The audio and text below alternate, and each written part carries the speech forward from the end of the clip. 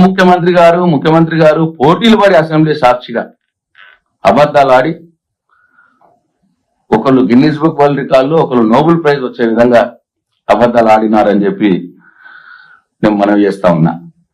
ఇంకా కొందరు సభ్యులు ముఖ్యమంత్రి గారితో సహా చిల్లర వేషాలు వేయటానికి అసెంబ్లీని వాడుకున్నారు. ఆ మాటలు, ఆ అవభావాలు, ఆ వేషాలు చాలా మంది చేసినారు. నేను మచ్చుకు ఒక 2-3 చెప్తాను.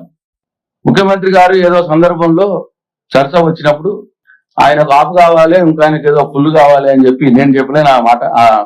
ఆయన ఎట్లా చేసినాడో చూడండి ఒక్కసారి, అసెంబ్లీని ఎట్లా వాడుకున్నారో. అందుకే అధ్యక్ష, మా వెంకటరెడ్డి గారు ఒక మాట చెప్పారు, వారికి హాఫ్ నాలెడ్జ్ అని. వారికేమో హాఫ్ నాలెడ్జ్, పెద్దానికేమో ఫుల్ నాలెడ్జ్. ఇక మేము ఏం చేస్తాం అధ్యక్ష? అటువంటి భాష, అటువంటి అవభావం